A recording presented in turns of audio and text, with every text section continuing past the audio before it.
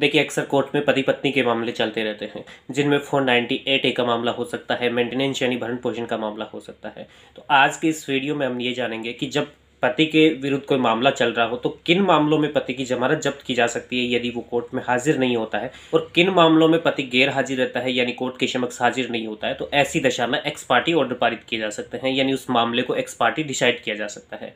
नमस्कार, मैं एडवोकेट मुकेश बगड़िया स्वागत करता हूँ आपका आपके इस यूट्यूब चैनल पर।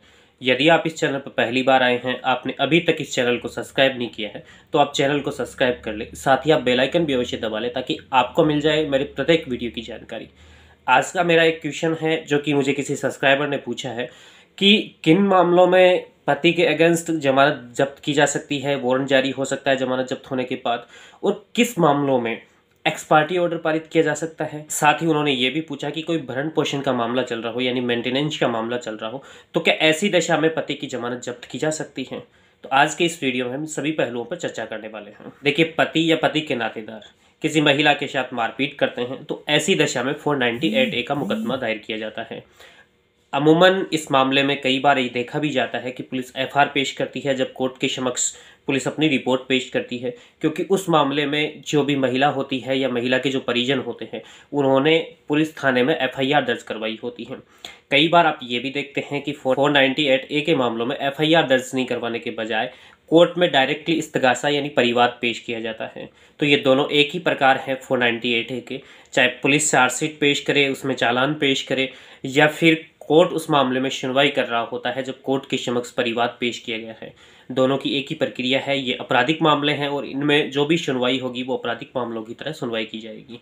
देखिए, 498 का जैसे कि मैंने बताया कि आपराधिक मामला है, क्रिमिनल ऑफेंस बनते हैं। तो जो भी क्रिमिनल ऑफेंस होते हैं यानी आपराधिक दायित्व पैदा कर देते हैं, ऐसे मामलों में ही जब कोई भी अभियुक्त होता है, क्योंकि यहाँ पति को अभियुक्त बनाया जाता है, पति के नातेदार जो भी मारपीट वगैरह करते हैं, परेशान करते हैं, उनको अभियुक्त बनाया जाता है। तो ऐसी दशा में यदि वे कोर्ट में गैर हाजिर रहते हैं और उनकी तरफ से कोई हाजिरी माफी भी कोर्ट के समक्ष पेश नहीं की जाती है, यानी किसी भी प्रकार का कोई इंस्ट्रक्शन कोर्ट को नहीं दिया जाता है कि जो भी मुलजिम है वो कोर्ट में किस कारण से उपस्थित नहीं हो पाए हैं, तो ऐसी दशा में कोर्ट उस अभियुक्त की यानी जो पति है, पति के नातेदार है, उनकी जमानत जब्त कर लेता है।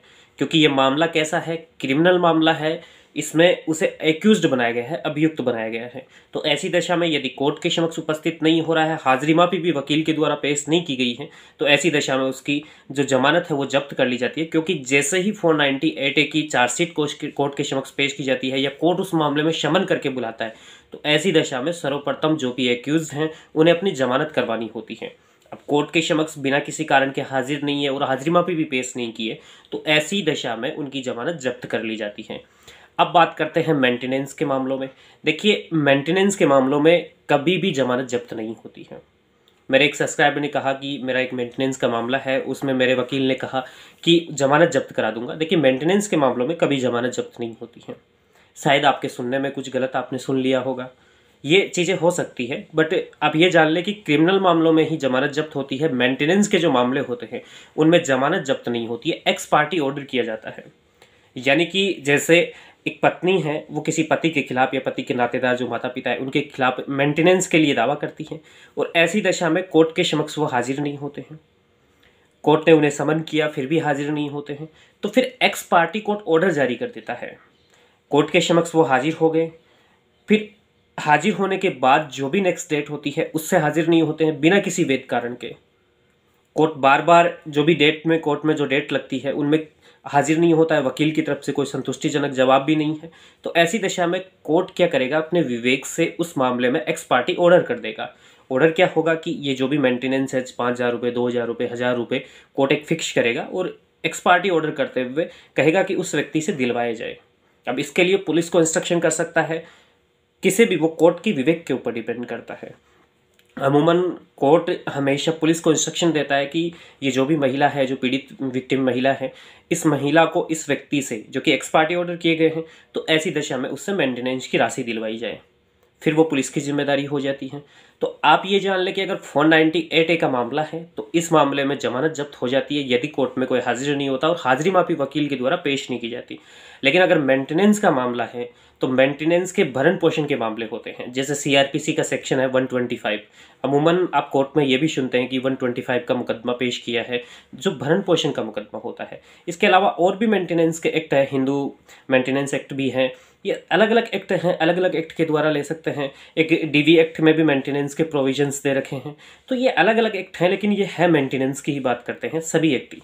तो इन एक्ट में कभी भी आप ध्यान रखें कि जमानत जब्त नहीं होती है, एक्स पार्टी ऑर्डर जारी किए जाते हैं। तो उम्मीद करता हूं कि आज का ये वीडियो आपको बहुत ही महत्वपूर्ण जानकारी यानी इंफॉर्मेटिव जानकारी देने में सफल रहा होगा और ये वीडियो आपको पसंद भी आया होगा। साथ ही मेरा आपसे ये निवेदन है कि आप इस वीडियो को बहुत से लोगों तक पहुंचाएं ताकि अधिक से अधिक लोग इस वीडियो को देख सके और जागरूकता को बढ़ा सके, क्योंकि मेरा जागरूकता के प्रति एक अभियान छिड़ा हुआ है और मैं चाहता हूं कि लोग कानून के प्रति जागरूक हो, अपने अधिकारों के प्रति सजग हो, ताकि वे अपने अधिकारों की रक्षा कर सके। जय हिंद।